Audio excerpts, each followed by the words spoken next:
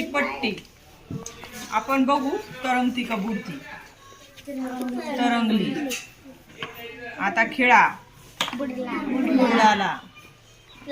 लाकूड तरंगलं. खोडरबर बुडालं. Sharpener बुडालं. कर्कटक तरंगलं.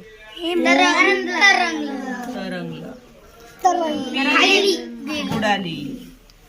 Pencil तरंगली.